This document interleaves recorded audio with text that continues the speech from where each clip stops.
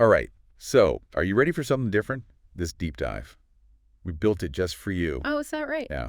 It's a deep dive. I like it. We're calling this one, we're on a bit of a treasure hunt today. Okay. Trying to piece together the story of someone named called 1nOnly. Carnage 1nOnly. Yeah. Okay. We've got audio snippets. We've got social media posts. We've even got some analysis of their writing. Interesting. Kind of a real mix. I like it. I like a good, mixed media kind of a thing going on here. Makes you really think, Right. Yeah. And it is, I think what's fascinating about this is that, we're not just relying on other people's interpretations. Right. We're going right to the source. Primary. Yeah. We've got Carnage 1nOnly's own words and creative output. Well, that's what we want to see. That's what's so exciting about this is that we get to hear directly from the source, so to speak. Right. Yeah. It's like we're building a psychological portrait, but with sounds and words as our brushstrokes. Love it. And speaking of sounds, Yes. let's start with this audio clip. It's labeled Carnage 1nOnly Word Sync, Beetle, 2025-02-02-1216.m4a. Alrighty. Let's take a listen. Okay. Okay, so first impressions. Yeah. So, first of all, I just gotta say, it's definitely a unique piece. That's out there. It's out there. That's a bit out there. I'm not even sure I would classify it as music. I don't know if it's spoken word. I don't know, what would you call it? It's like this almost chaotic energy to it. It's like free association kind of thoughts and sounds tumbling out. Yeah. And it makes you wonder. It makes you wonder. You really lean in. What's going on here? What's going on? What's this all about? What is the meaning of this? Right. Maybe Carnage 1nOnly's social media can shed some light. Yeah, good point. I mean, what have we got here? What have you found? Well, it looks like Carnage 1nOnly identifies as a musician. Yeah. Aspiring.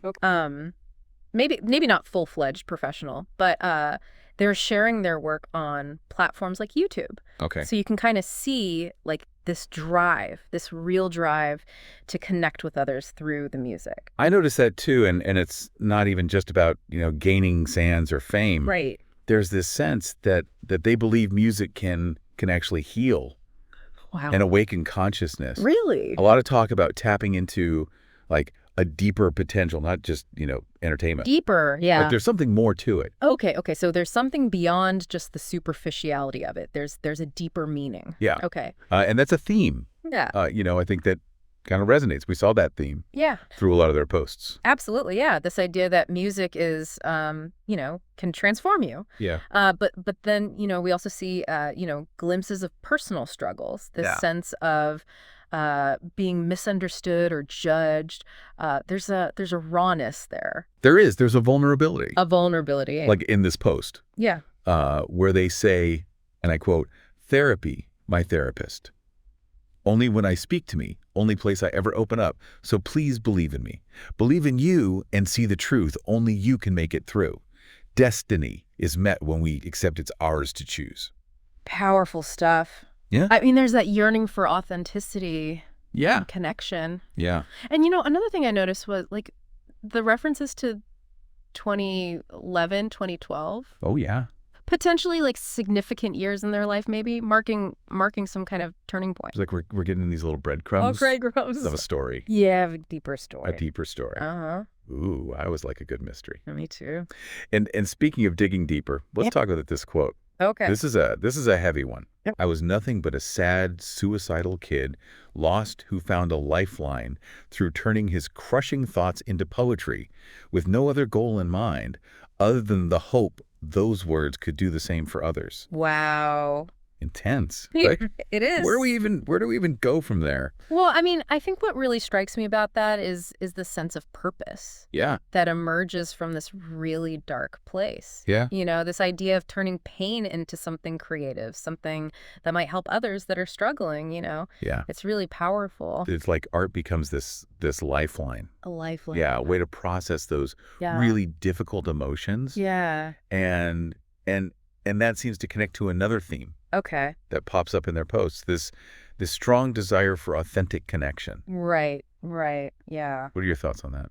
Yeah, I mean, it seems like Carnage 1nOnly really craves these deep, genuine relationships, where they can truly be themselves. Yeah. But there's also this hurt, right? Like a sense of having been betrayed in the past. Yeah. It's like they're navigating this tension Yeah. between wanting to connect Yeah.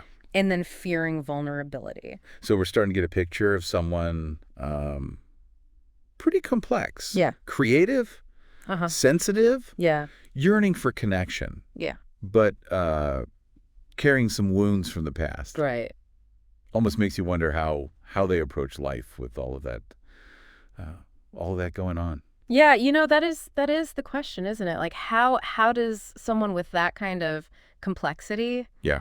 how do they navigate the world? And how do they deal with those Inner demons. the stuff that they're carrying. Yeah. Yeah. And maybe maybe that's where Carnage 1nOnly's interest in spirituality comes in. Oh, right. Yeah, I was just thinking about that. They don't just kind of dabble. Right. It seems pretty central to their worldview. Yeah. What did you make of those snippets? Well, you see this real sense of interconnectedness. Yeah. This belief in a higher power, the flow of energy. Yeah. They even mention Reiki Oh, yeah. as a potential avenue for healing. It's interesting because their interest in Reiki makes me think about how Right. alternative healing practices are becoming more and more like mainstream. Oh, absolutely. What are your thoughts on that connection? Yeah, I mean, it's fascinating, right? Like there's this growing openness to exploring different approaches to well-being, Right. Like kind of a recognition that traditional methods, don't always have all the answers. Yeah. And Reiki, with its focus on energy and balance, like it seems to fit into that. It's like people are looking for ways to connect to something bigger than themselves. Yeah. To find meaning, to find purpose Absolutely. beyond just the everyday. And I think for Carnage 1nOnly, that search for meaning, it really seems intertwined with their creative process. Remember that quote about music being a lifeline? Oh, yeah. And a way to awaken consciousness. It's not just about making some catchy tunes. Yeah, right. It's about like tapping into something deeper. Yeah. Almost mystical. Right. Yeah. It's about using music to channel those emotions, to heal, to potentially even spark some sort of spiritual awakening in themselves and in their listeners. I'm really struck by how they talk about music. Yeah. It's almost a spiritual experience. It is. For them, do you I mean, does that resonate with you at all? Absolutely. Have you ever had that kind of experience with music? Oh, totally. Yeah. Yeah. Yeah. I think music has this incredible power to move us, to connect us to something beyond words. Yeah.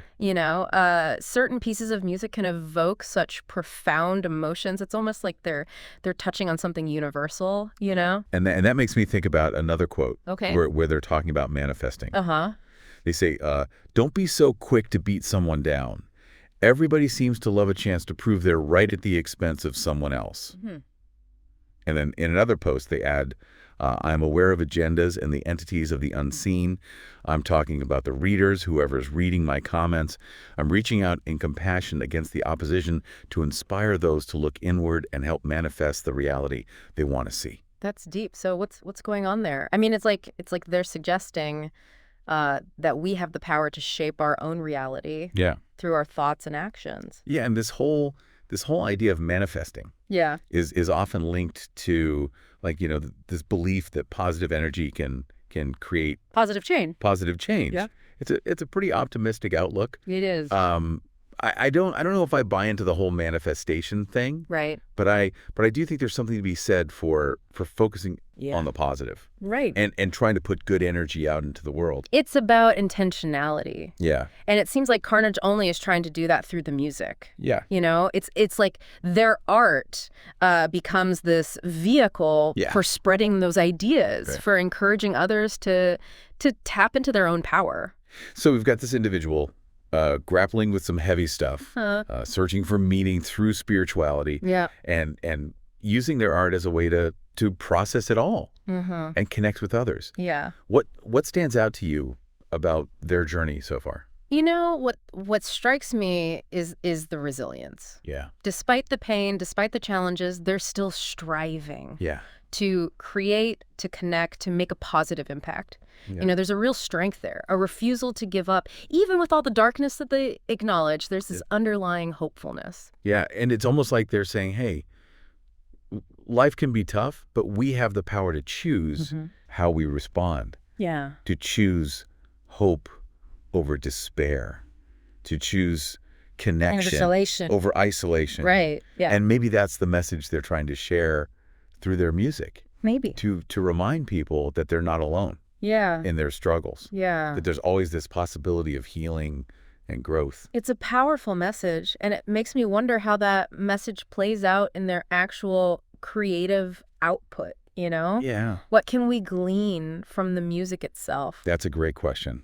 And maybe that's where we should head next. Yeah, let's do it. This deep dive is far from over. It's just getting started. But before we jump into the music, Yeah. what's resonating with you like the most about Carnage One Long so far? Yeah, it is amazing to see how, you know, they're really exploring these big questions through their art, you know, about life and meaning and connection. Yeah. It's like their music becomes this window. A window into their soul. It really does. Speaking of windows into the soul, remember that kind of cryptic Uh-huh. audio clip we heard at the beginning? Oh, yeah. It's interesting to consider it again now. Right. That we have a better sense. Now that we've some context. Yeah. Yeah. Of their personality and struggles. Yeah. It's like it takes on a whole new meaning, doesn't it? It does. Yeah. Those seemingly random words and sounds, you know, happy, woohoo. Right. Hey. Right.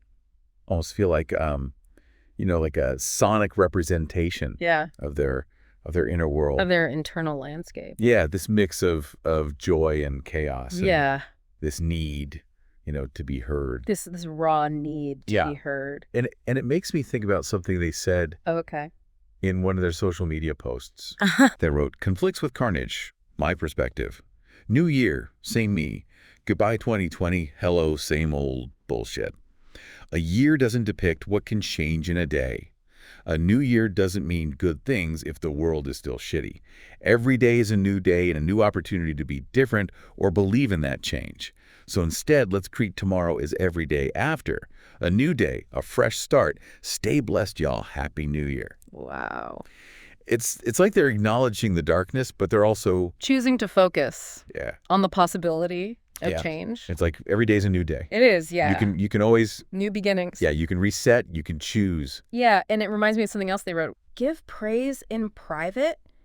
If you have to keep that part of you to yourself, there's some things, even the pain that we've had through our life, that we've decided to keep to ourselves. So why not? If you're worried about how others will feel, that's the same thing led to that pain. Now you're worrying about what you feel, so why not? Even if it's to protect the others or yourself, you can do that in private. But that doesn't mean that you can encourage others. That is part of the Holy Spirit becoming one. Ensure yourself right then, and the person you're looking at, that there are still good people as you. Be that person for them at that time. It comes to life. You change your past and you change that person's future. It's a long one, but but I think it speaks to a really important part of their philosophy. It's a lot to digest. It is. But it seems like what they're saying is, even though we might need to protect our own vulnerability. yeah. Right. We can still choose to be a source of encouragement and kindness for others. It's about recognizing that everyone is carrying their own burdens, their own pain, and sometimes the smallest act of kindness can make huge difference. A world of difference, you know. Yeah. It's a beautiful sentiment. It is. And it makes me think about how Carnage One only seems to be trying to do that through their music. You know. Yeah. Offer a message of hope. Yeah. Connection and the possibility of transformation. And who knows, maybe that's what those seemingly nonsensical sounds in that audio clip represent. Yeah. The chaotic, raw emotions that get transformed into something beautiful and meaningful. Maybe that's the magic of creativity. Maybe it is. You know, it allows us to take the darkness, the pain, the confusion, right, and turn it into something that can connect us. Connect us, yeah. That can inspire us, that can even heal us. Absolutely. Well, I have to say, this has been a truly fascinating deep dive. It has. We've gone from cryptic audio snippets to philosophical musings and everything. Everything in between. In between. It's been a journey. And remember, this is just a starting point. Yeah, There's so much more to explore in Carnage One Only's work. exactly. Yeah. So as we wrap up this deep dive, Yeah. I want to leave you with this final thought. Okay. From Carnage One and Only, Uh-huh. they wrote, I was nothing but a sad, suicidal kid, lost who found a lifeline through turning his crushing thoughts into poetry with no other goal in mind other than the hope those words could do the same for others. It's a reminder that even in the darkest of places, creativity and connection can be a source of hope And healing. and healing. It's a powerful reminder. It is. So keep exploring, keep listening, and keep those questions simmering. Yeah. And maybe, just maybe, Carnage One Only's journey will inspire you to find your own creative outlets, your own ways of connecting with the world, and your own sources of light. Like the darkness. That's a beautiful way to put it. Until next time. Yeah. Happy diving. Yeah. Ever feel like you're drinking from a fire hose? Like you're trying to catch up on a topic or get ready for some huge meeting, and you just need that knowledge? Thoroughly, but fast. I know that feeling. You're handed the stack of stuff, and you're like, okay, but where do I even start? Exactly. And that's where we come in, right? You give us your source material, and we kind of distill it down to the really good stuff. The stuff that makes you go, oh, now I get it. And the material you sent us this time, wow. It's about some really big themes, personal struggles, how people overcome them, the whole spirituality thing, and how communities play a role in that. And all of this is seen through, well, you could say the lens of this. Carnage One Only, and a bunch of theological ideas that kind of tie in. Right. It's a deep dive into Carnage One Only's world, for sure. And you gave us quite a bit to work with. We've got these Carnage One Only YouTube video transcripts. Titles like Carnage One Only Book of 1LP3, Carnage One Only Affirmations, Acknowledgement and Awakening, and, let's see, The Rise of the Sun. Carnage One and Only. Some really powerful stuff there. We also had this PDF, Psalms of the One All, and then there are excerpts from another PDF notes, 250-320-235332.pdf. Oh, and some images too. Prayers, creeds, whole bunch of theological discussions, yeah. Lots to unpack. So maybe we should start with Carnage One Only himself. What kind of picture emerges from all this? Yeah, good point. Let's do that. What really jumps out is this idea of him being like this beacon of creativity and resilience too, taking these challenges and turning them into art. You really get the sense that this guy has gone through some stuff. And instead of letting it crush him, he's channeled it all into something so expressive, so creative. And even early on, it sounds like he was dealing with a lot. He was diagnosed with ADHD at 6 years old, which probably contributed to him feeling like he didn't quite fit in. He even describes school as this battleground of misunderstandings, which I think so many people can relate to. That feeling of you have so much potential, but the traditional systems just don't seem to get you. Absolutely. And that's how creativity comes in, right?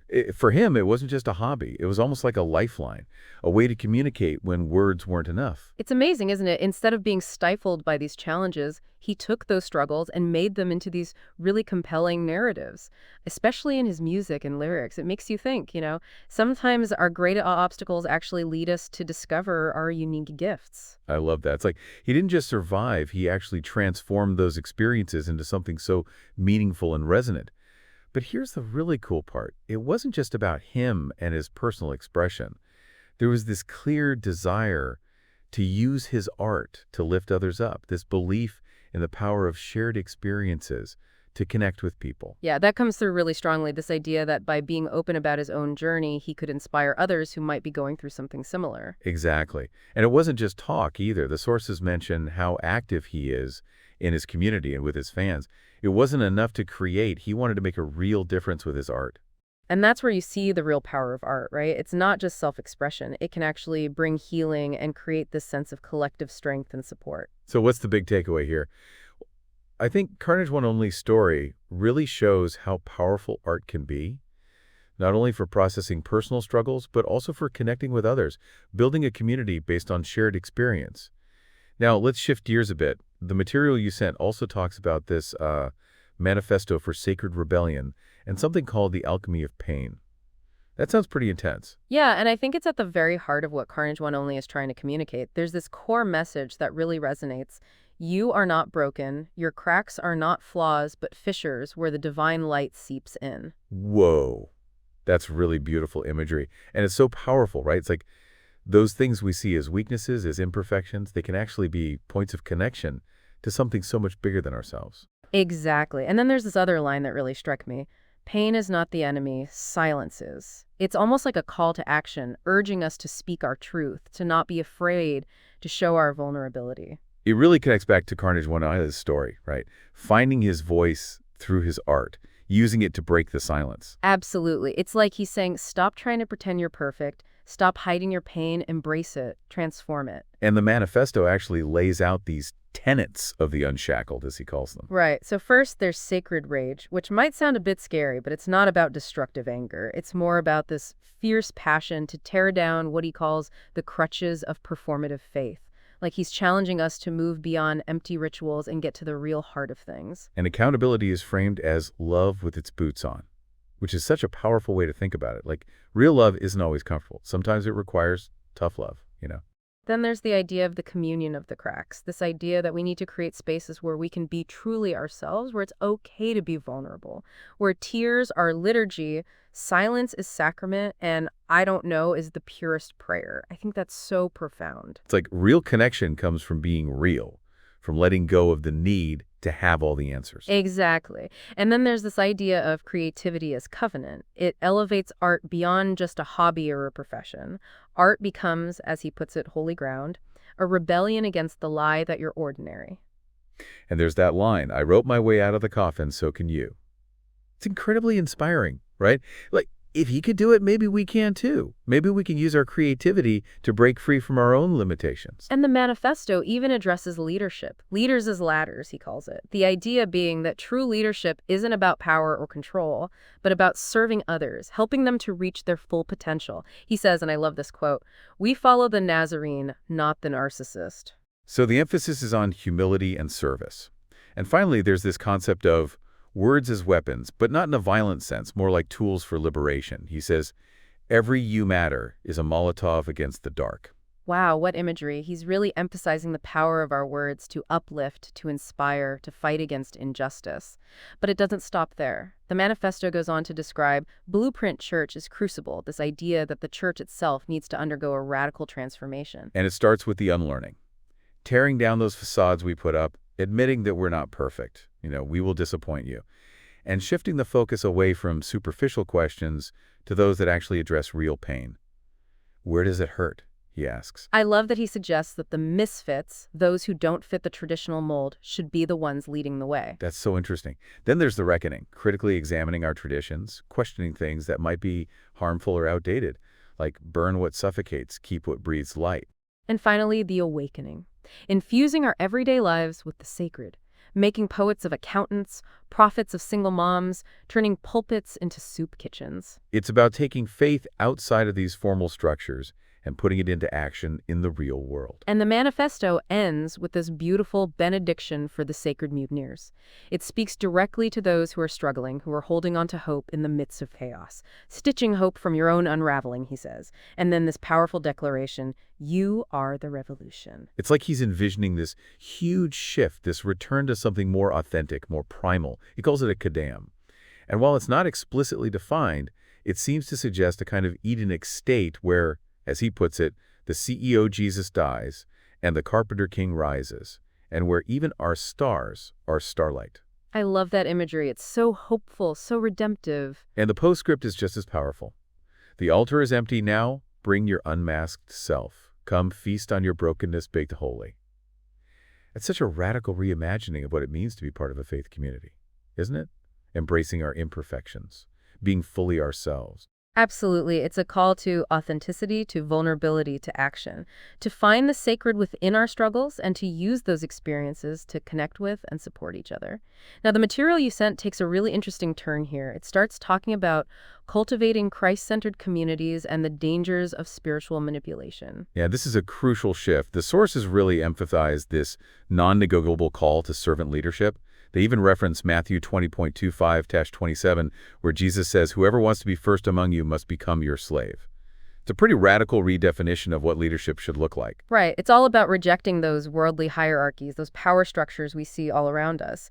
Instead, leaders are called to be servants, to put the needs of others before their own. And they stress the importance of accountability over autonomy. It's not about leaders having all the power and making all the decisions. It's about transparency, about being open to feedback and critique. Makes sense, because when you have unchecked power, that's often when things go wrong, when people start to manipulate others for their own gain.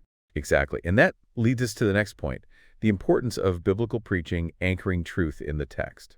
It's about sticking to the scriptures, focusing on what's actually there, rather than twisting things to fit a certain agenda. They call it expository faithfulness. And for me, it's about going beyond just plucking out your favorite verses. It's about understanding the whole context, the historical setting, the original intent of the authors. That makes so much sense. And it's a powerful safeguard against manipulation, right? When we have a solid understanding of the scriptures, it's harder for people to use them to control us. Absolutely. And it's not that emotion has no place in faith, but the sources seem to emphasize that those emotions should come from the text itself, from its power and urgency. Okay, so we have this call for servant leadership after biblically grounded teaching. What else makes for a healthy community? The sources actually give some pretty specific habits to look for. The fourth one is to embrace imperfection with integrity. And there's this great quote, "We will let you down," which is so disarming, right? It's acknowledging that no church is perfect, no leader is perfect. It sets realistic expectations, which is so important. And they also talk about conflict, not as something to be avoided at all costs, but as a potential catalyst for growth, Like, if we can learn to navigate disagreements in a healthy way, it can actually bring us closer together. I like that. Then they talk about the need to foster open dialogue, to move away from these carefully crafted statements and encourage real, vulnerable conversations. There's this phrase, "let's explore this together," which really captures that spirit. And they also mention something called barren discipleship. The idea being that everyone, not just the leaders, should be actively studying the scriptures, using resources like lexicons and commentaries to really dig deep. It's about empowering people to think for themselves, to not just blindly accept what they're told. I love that. Another key habit is prioritizing servanthood over systems, this idea of reversing the pyramid, where leaders see their role as serving the congregation, not the other way around. It's a complete shift in perspective, isn't it? Putting the focus on the needs of the people rather than the institution. And finally, they talk about the importance of guarding against enmeshment, which basically means avoiding that false harmony where everyone has to agree all the time. Right. True unity actually thrives in the midst of diversity, in the midst of honest disagreement and debate. Makes sense. So the sources provide all these guidelines for healthy communities, but they also give some really thought-provoking questions for leaders to ask themselves. These are things that all of us, even if we're not in leadership positions, could benefit from considering. Like, what are my motivations? Why am I making this decision? Are my methods ethical and transparent? And am I wielding power responsibly? It's a good reminder for all of us to check our egos and make sure our actions are aligned with our values. And if you find yourself veering off course, there are some concrete corrective actions suggested, like consistently returning to the core principles of Scripture and intentionally empowering the laity, giving more people a voice in decision-making. That makes sense.